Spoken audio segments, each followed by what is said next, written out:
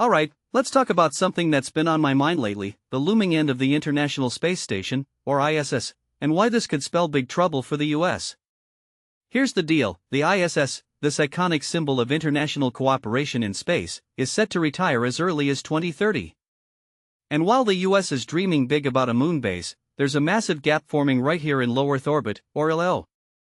What makes this really interesting is that this isn't just about losing a space station, it's about losing a critical foothold in an area that's becoming increasingly contested. Personally, I think the stakes here are way higher than most people realize. The ISS isn't just a science lab floating in space, it's a strategic asset. For over 25 years, it's been a hub for research that's not just about stars and planets, but about preparing humans for deeper space exploration. If you take a step back and think about it, losing the ISS without a solid replacement means the US could be grounded in LO, and that's a huge deal. China, meanwhile, has Tiangong, a state-of-the-art space station that's already operational.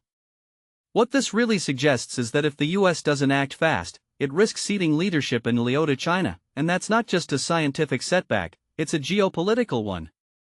One thing that immediately stands out is the urgency of the situation. NASA is racing against the clock to get commercial space stations up and running, but there are so many moving parts.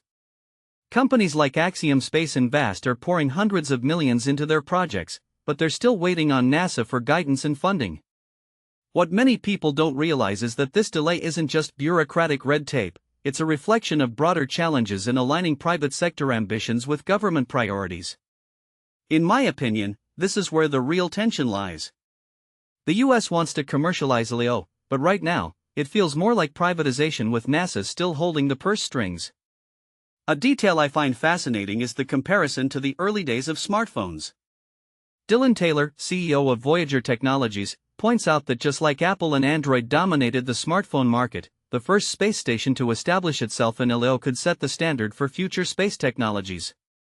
If Tiangong becomes the default, the world will design spacecraft and tech compatible with it. This raises a deeper question: is the US willing to let that happen? From my perspective, the answer should be a resounding no, but the clock is ticking. What's also intriguing is the role of venture capitalists in all this. Phil Scully from Bolerian Space Ventures talks about the long-term potential of a space economy, but even he admits the near-term picture is rocky.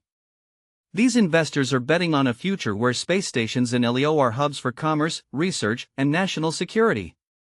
But here's the catch: that future depends on NASA picking the right horse in the race. With contracts worth up to $1.5 billion expected to be handed out between 2026 and 2031, NASA is essentially the kingmaker. But will that be enough to ensure a smooth transition? In my opinion, the biggest risk isn't just the financial or technological challenges, it's the strategic implications. The ISS has been a symbol of American leadership in space for decades. Losing that without a clear replacement could send a message of decline, not just to adversaries like China, but to allies who've relied on US leadership in space. What this really suggests is that the ISS isn't just a scientific tool, it's a piece of soft power. And if the US lets that slip away, it could have ripple effects across global space cooperation. Closing thought: the end of the ISS isn't just the end of an era, it's a crossroads for American space leadership. The US has a choice: invest heavily in ensuring a seamless transition to commercial space stations, or risk falling behind in a domain that's becoming increasingly critical for both scientific advancement and geopolitical influence. Personally, I think this is one of those moments where the decisions made today will shape the next century of space exploration. What do you think? Is the US doing enough to secure its future in LEO, or is it risking too much by relying on private companies and delayed timelines? Let me know in the comments below.